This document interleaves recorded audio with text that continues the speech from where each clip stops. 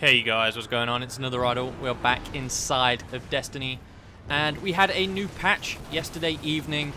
I didn't make a video on it straight away because I had some technical issues with my PC. I upgraded to Windows 10 and my capture card was just not playing nice. So I've had to revert back to Windows 7. Not a big deal, I'll just wait till everything gets fixed in Windows 10 before I change over. But that's not the topic for today's video. We are back inside of the Fist of Crota mission because the Husk of the Pit has been fixed.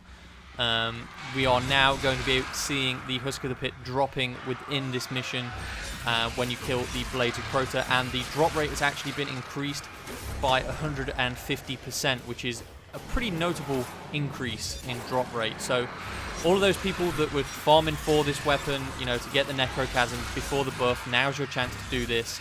It shouldn't be as painful as it was before. You should have an easier time getting it. I've done 3 runs already this morning of this just to see if I can get one myself, but I've not had any luck. I'm just doing another 3 runs here quickly just while we talk about the patch and just to see if we can't get our hands on another Husk of the Pit, just to show you guys that it is indeed dropping and I'm not lying, and neither is Bungie. So let's just go through the rest of the patch notes. Bungie also fixed an issue where Packing Heat Achievement Trophy could not be unlocked by newly acquired exotic weapons. Not a big deal, but a lot of people are achievement and trophy hunters, so this is good news for them. There've been some PvP changes and another tower change and some other sneaky changes in there implemented by Bungie, which I'll just touch upon quite quickly now.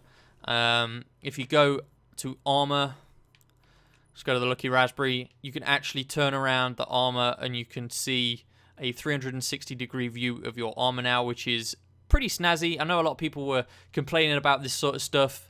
You know, you could only see the front of it. You wanted to see it behind and, you know, get a good look. I think that's quite a good sneaky update. It wasn't patch note worthy, but it was just one of those sneaky things that Bungie put in there just to show that they're working on other stuff. So let's get on with the rest of the patch notes. In PvP, the House of Wolves control playlist has been updated, and it's going to have the following maps in at a lower weight, so they're going to show up less frequently. It's going to be Rusted Lands, Shores of Time, Pantheon, and Exodus Blue, which is a PlayStation exclusive map. These are going to show up in the House of Wolves control playlist from now on, but they're going to be less frequent. The House of Wolves Clash playlist has also received an update, and it's going to contain the following maps at a lower weighted rotation.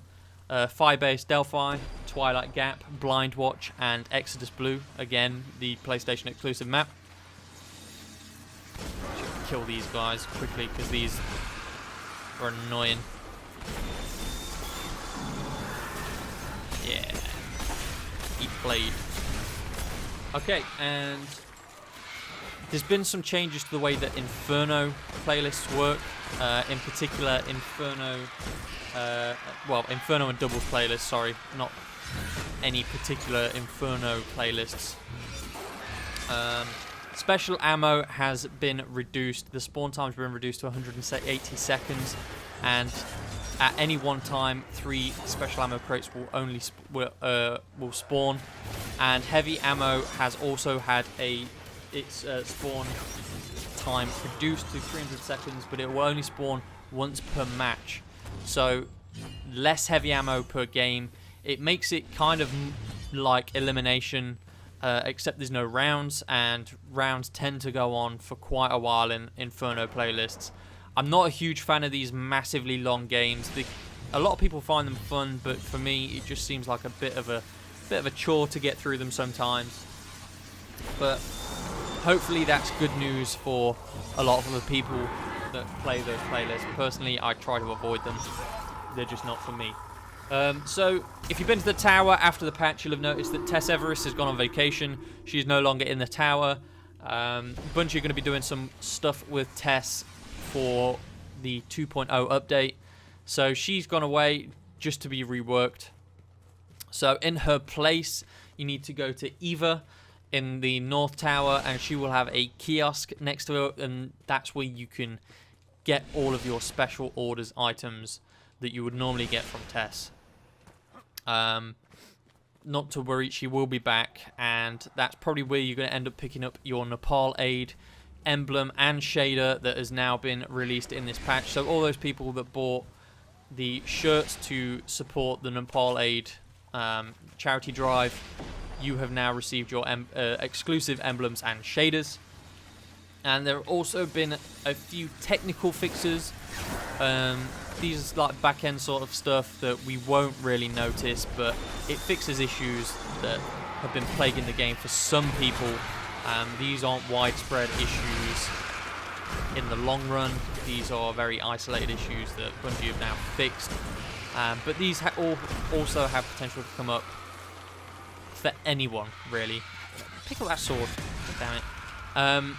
So, they've fixed a potential crash, can't speak, when closing the vendor screen. That's good. And they've fixed a very rare case when an account could be blocked by a weasel error on sign-in.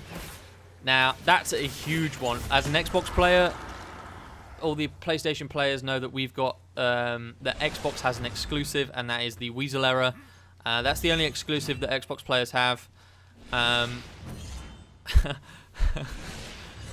And yeah, the weasel error causes me no end of grief. It signs you out from Xbox Live, and if it could block your account, man, if that happened to me, I'd be so pissed.